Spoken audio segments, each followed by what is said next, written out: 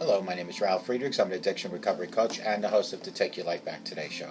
As an addiction recovery coach, I want to share something with you, and let me be crystal clear to leave an everlasting impact upon you. Just imagine being buried alive. You're in a coffin, but you know you're not dead. You don't know how to get out of the coffin. You think maybe if I just try to bang on the lid, I might unsettle the dirt, and somebody might notice and start digging their way down towards me. Then that doesn't work, so you think maybe if I lift the lid, but the enormous weight upon the lid is just too heavy. You just think you're going to die. This is what it's like to feel at the lowest point of alcohol and drug addiction. You know you need help, you know you can't do it on your own, but you don't know where to turn. In reality, there are people standing by your grave, but again, you think you're going to die. Usually, though, people don't think about death when they're habitually abusing drugs and alcohol. In order to feed an addiction, you have to be great at repressing the fear of death. I often ask you, my audience, did it ever cross your mind that maybe, just maybe, while you're abusing drugs and alcohol, you might overdose and take something that was given to you by God away from you, called life? And if that's not selfish enough, what about taking your life away from the people that love and care for you most? People like your mother, your father, your husband, your wife, your children, your grandchildren. With this, let me leave one last thought. Don't be like the person on these index cards that waited and waited and waited until it was too late. Instead, pick up the phone, dial 844-405-HELP, and let me help you take your life back. For your life is gone. People like Larry Geis from the Geis Academy at 516-458-2741. Larry Geis and I always tell folks like you, it doesn't matter where you came from, it doesn't matter where you've been. What matters is that you're here and you need help today, and you want to make a better tomorrow. Larry Geis can be found at www.odysseyconsultant.org. Larry Geis from the Geis Academy, 516-458-2741. Larry Geis from the Geis Academy. Folks, don't forget to take your slippers off at night. Stick them under your bed. In the morning, wake up, jump off your bed, look under your bed, and there they are. Retrieve those slippers because they're way under your bed. And while you're on your knees, utilize a thing I call knee mail, K-N-E-E mail. Knee mail is your direct line to speak to God each and every day. When you speak to God, let God know that thank you for waking up to a beautiful day, to see streams and waterfalls like behind me, to thank God for a home, for food, for clothing, for family. Ask God for guidance and direction. Ask God for forgiveness and mercy. Walk with God each and every day. Use knee mail. Talk to God each and every day. Put on your slippers now after you spoke to God. Roll your shoulders back, stick your chest out, and walk with God 24/7. Try to do this each and every day to be your personal connection to God, because God has to be part of your life each and every day. I want to talk to you today about teenagers that abuse drugs and alcohol. And here are 10 reasons why they do that. 10 reasons teens abuse drugs and alcohol are often, considered the most difficult times for them to do things. And we do have the 10 reasons why they do it. It could be just a tough period in their life. After all, how often do you hear anyone over the age of 30 wistfully say, "Oh, to be 15 again"? Probably never. It's a time of life as teens attempt to navigate the prestigious bridge between childhood and adulthood. One of the most challenging decisions for any age group that's ill-prepared to make difficult choices is whether to start using alcohol and or drugs. On the other hand, adolescence is a time of self-exploration. One could argue that it's perfectly natural and normal to want to try new things, such as getting high or drunk for the first time. However, others would argue, and wisely so, that adolescents, by virtue of their young age and lack of life experience, aren't prepared for the consequences that often follow with those drugs and alcohols. Regardless of which side of the argument you find yourself on, most teens will experiment with alcohol and drugs at some point in their life for many different reasons. Following are 10 of the most common reasons that I came up with. And number one has to be peer pressure. Peer pressure is a powerful force at any stage of life, but especially influential during adolescence, at a time when kids are trying to figure out who they are and how they fit in life. Excuse me one second. Hey, no! We're babysitting 2 dogs. how they fit in life. When insecurities can be fierce, the desire to be accepted and liked makes saying no extremely difficult. Saying no can have a painful consequences ranging from being laughed at or mildly teased to being humiliated, rejected, and even bullied. Peer pressure often comes as a devil in the sheep's clothing. The cool kid who says, "Hey, it's just weed," or "It's my dad's prescription, so of course it's safe," or the popular girl who's hosting a party while her parents are out of town, encouraging everyone to drink up and just to have fun. After all, who's going to know and who's going to tell? Number 2, to look and feel grown up. Adolescents often want to be treated like adults. "I'm not a kid anymore" is frequent mantra, especially when they want privileges that come with age, like using alcohol. It's no surprise that they are drawn to things that make them feel like an adult, older, more mature, more sophisticated. Drinking, smoking, and drug use can all boost that feeling. "Hey, look at me, I'm all grown up now." With those behaviors comes the illusion that one is truly mature and thus can handle anything. Sadly, one bad incident can quickly shatter it and remind them just how young and vulnerable they are. But until such an event, they naively believe that bad things happen only to other kids. They overestimate their maturity and underestimate their vulnerability. Let me just bring this down somewhat. Modeling parents' behavior. Teens that grow up with parents who abuse alcohol or drugs often follow suit. After all, that's what they know, and that's what they see, and that's what they learn.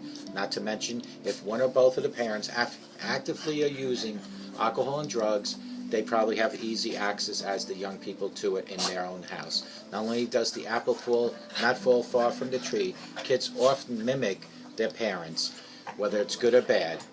Granted, some kids will do the very opposite, that shun all substances, wanting to avoid the very thing that ruined their parents' lives or led to traumatic childhood experiences, such as abuse or neglect. Number 4 is curiosity. Curiosity not only killed the cat, it also can be very seductive temptress. The desire to try new things and explore the world didn't suddenly shut off when puberty commenced. In fact, it often becomes even stronger. Most teens have a lot more autonomy, and some have way too much than they did as children. They're less closely supervised and often left home alone for chunks of time while mom and dad are still at work or out for the evening. The desire to find out what it feels like to get drunk or high, just this one time, of course, can be very strong. Not to mention everybody experiments. I know I did. And so they will also. Can be compelling rationale when they argue with you about that. They'll say things like, "I know you did probably when you were young, Dad." Unfortunately, far too many kids end up in alcohol or drug rehab down the road due to some ill-fated need to satisfy their curiosity. Number 5 is boredom. It's been said that idle hands are a devil's tools, and similarly, that an idle mind is the devil's playground. In other words, boredom can quickly get anyone, and especially a restless teen, into all sorts of trouble. It's even worse for teens who have bored friends. Passing the time with few beers or a few hits of marijuana can bring you down to the wrong area. Number 6, self-medication. Teens who struggle with a lot of emotional pain are especially vulnerable to alcohol and drug abuse. They use their substances, just like many adults, as a way to self-medicate. They know that getting high or drunk will, at least temporarily, numb or ease the pain and provide them the means to escape the situation. These substances can also appear to ease the problem. For example, a social, awkward, or extremely shy teen may use alcohol in a desperate attempt to feel more comfortable around other people that are maybe more popular. A teen living in a conflicted home environment may resort to drugs to shut out the world for a while, or at least to make them feel more bearable. Number 7 is rebellion. Teens like to assert their budding maturity and test the limits with their parents. Those with nagging, overprotective, or strict parents often lash out in a passive-aggressive manner. Rather than talking to mom and dad about their frustrations, such as what they perceive as over-strict rules, religious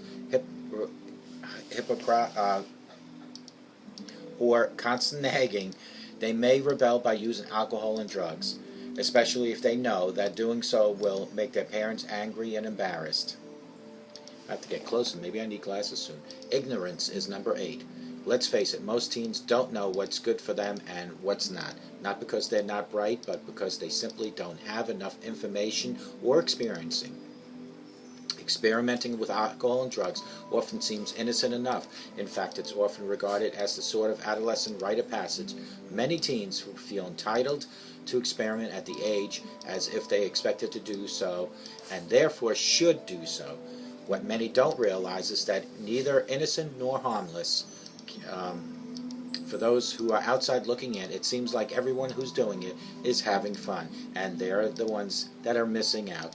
What they don't see and haven't yet learned to minimize or rationalize is that all the vomiting after the drinking, too much, the hangover the next morning, or the sickening "what have I done" morning after feeling when they just woke up in a strange place or realized that the needle they used was dirty. Even worse is finding themselves in a jail cell or mourning the death of a friend who drove them home or drove drunk. The bliss of ignorance can quickly be shattered. Number 9 is to have fun. Getting drunk or high with friends sounds more in the moment. What isn't fun about spending time with friends sharing intensely pleasurable drug-addicted euphoria or disinhibiting effects of alcohol, the silliness and the slurred words that stumble, the bizarre behavior, all of those things can be very entertaining and make for great stories the next day or down the road. Of course, it's all just good old teenage fun, they'll say, until someone is seriously injured, has to face a judge, or winds up on a cold slab in the morgue. Number 10. This one is the big one. They become addicted. Teens don't use alcohol or drugs with the intent of becoming addicted. In fact, since part of adolescence is still in intact belief that you're invincible, addiction, what's that? Only losers who drink excessively or for years become addicted, right? But not me. That'll never happen. I'm just experimenting, having fun with my friends, or seeking a temporary escape from my crappy life. Oh, to be 15 again and believe that becoming an addict is something that could never happen to them. Talk to your teen. If you're the parent of a preteen or an adolescent, talk to him or her about the dangers of using alcohol and drugs. Don't lecture. Don't condescend. Don't be dramatic. Just talk openly, directly. Talk to your child from a place of unconditional love, genuine concern, understanding, and heartfelt compassion. Recognizing the challenges and temptations that are so insidious and prevalent at that age. Understand just how vulnerable and easily influenced teens are.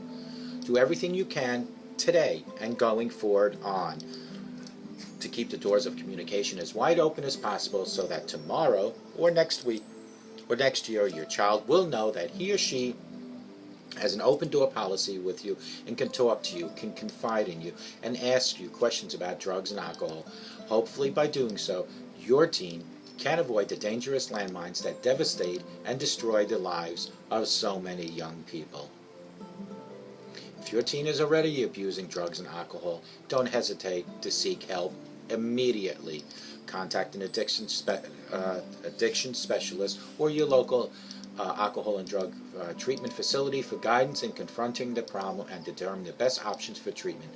Make the call today, because tomorrow will be too late. To start the recovery process for yourself or a loved one, call and speak to me confidentially at 844-405-HELP, and together you and I will beat and live with your addiction. Together you and I will learn how to live a sober life. Together you and I will work as a team, and may God bless you.